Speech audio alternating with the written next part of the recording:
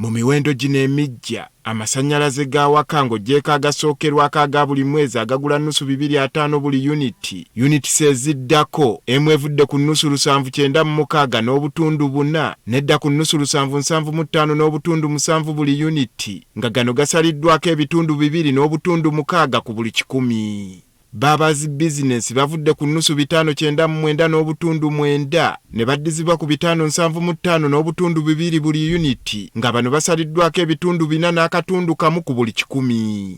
Gamakolera amatono agakola ebintu eby'enjawulo gavudde ku nnusu 448 ne gadda ku 417 n'obutundu 8 bye bitundu 6 n'obutundu 7 ku buli 100 ezisaliddwako.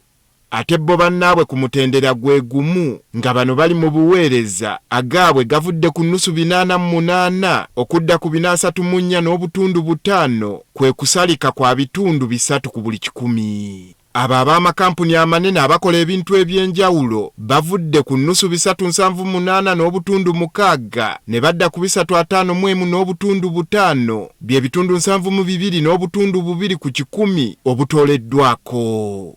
Bannaabwe abakola obuweereza mu makampuni amanene bavudde ku nnusu 378 n'obutundu 6 ne badda ku 367 n'akatundu kamu bye bitundu 3 ku buli 100 ate ng'aga amakampuni amanene ennyo gavudde ku nnusu 320 n'akatundu kamu ne badda ku 299 n'akatundu kamu nga bye bitundu 6 n'obutundu 5 ku buli 100 obusaliddwako.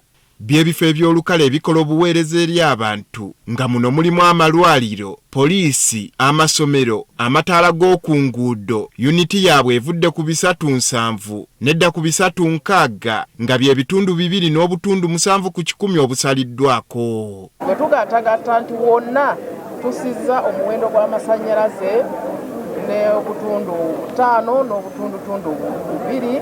Gavumenti egamba nti emiwendo gino gitandikiddewo okukola nti era baakugenda mu maaso n'okwongera okugakendeeza.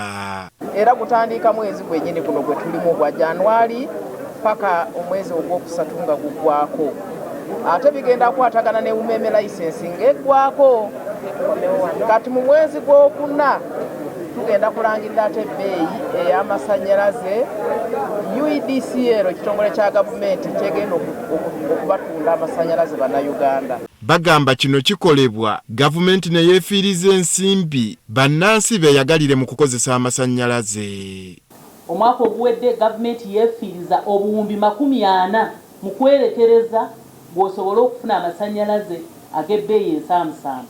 Omwaka guno gavumenti yeefiiriza obuwumbi 155.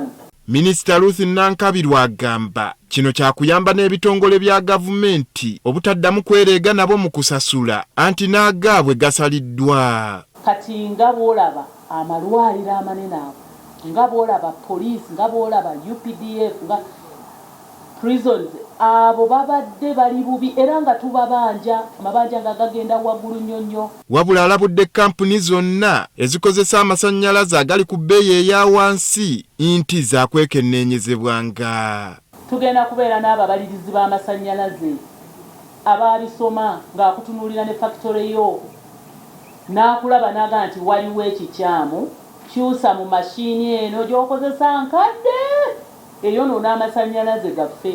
Babantu abakozesa amasannyalaze naddala abali mu bupangisa bagamba ekyokugasala ebbeeyi si kye basinga okwetaaga kubeera abalandiroodi baabwe be babawa emiwendo kwe basasulira. Kubanga amasannyalaze engeri bakama baffe gye bagabiiringamu buli mwezi bw'oba ogageraageranyiza ne gye tusula gadabolinga emyezi 2 omwezi ogumu.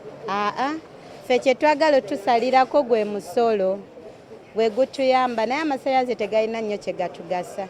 Minisita Ruth Nankabirwa era awadde alipoota mwategeerezanga bw'ali omusanyufu okuba nti minisitule yeegezezzaako okubunyisa amasannyalaze mu bantu.